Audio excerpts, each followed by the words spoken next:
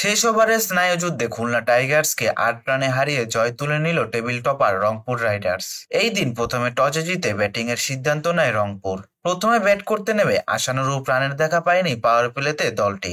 দলে নতুন সুযোগ পাওয়া ওপেনার স্টিভেন টেইলর কাটা পড়েন আবু হায়দার রনির বলে। সাইফ হাসানও এদিন বুঝতে পারেননি হাসান মাহমুদের ইনসুইং। মাত্র ৭ রান করে হাসান মাহমুদের বলে বোল্ড হয়ে প্যাভিলিয়নের পথ ধরেন। এরপর ইফতিকার এবং তৌফিক খান পার্টনারশিপ তৈরি করার চেষ্টা করেন, কিন্তু তা বেশিক্ষণ স্থায়ী হয়নি। তৌফিক খান ৩০ বলে ৩৬ রান করে আবু হায়দারের বলে ক্যাচ তুলে দিয়ে প্যাভিলিয়নের পথ ধরেন। ইফতিকার এবং খুশদিল শাহ চতুর্থ উইকেট পার্টনারশিপে লড়াই করার পুঁজি পায় রংপুর। ইফতিকার কাটা পড়েন ৪৩ রানে, তবে খুশদিল শাহ তুলে নেন ৫০। ৩৫ বলে ৭৩ রানের অপরাজিত ইনিংস খেলেন এই পাকিস্তানি ব্যাটার। নির্ধারিত ২০ ওভার শেষে রংপুর স্কোর বোর্ডে তুলে ১৮৬ রান ৫ উইকেটের বিনিময়ে। ১৮৭ রানের লক্ষ্য তাড়া করতে নেমে শুরুটা ভালো করে খুলনা টাইগার্স। খুলনার ওপেনার রাসুলিকে ১৭ রানে আকিব জাভেদ ফেরালে মেহেদী হাসান মিরাজ এবং মোহাম্মদ নাইম মিলে গড়ে তুলেন পার্টনারশিপ। এই দুইয়ের ৬১ রানের পার্টনারশিপ ভাঙ্গেন সাইফুদ্দিন। মেহেদী মিরাজকে ফেরান ৩৯ রানে। ৪১ বলে ৫৪ রান করে মাহেদী হাসানের বলে ক্যাচ তুলে দিয়ে প্যাভিলিয়নের পথ ধরেন মোহাম্মদ নাইম।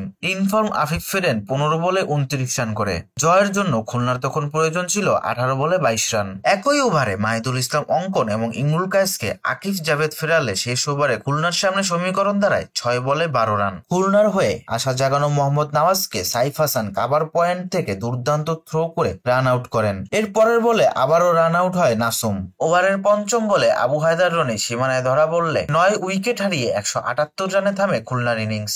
এই হারে সিলেট পর্বের ৩টি ম্যাচের ৩টিতেই হারলো খুলনা। আর এবারের আসরে ৭ ম্যাচের ৭টিতে জয় তুলে নিয়ে ১০০% উইনিং রেকর্ড ধরে রাখলো table topper Rangpur Riders. Player of the match নির্বাচিত হন ৪ ওভারে মাত্র ২৯ রান দিয়ে ৩ উইকেট শিকার করা আকিব জাভেদ।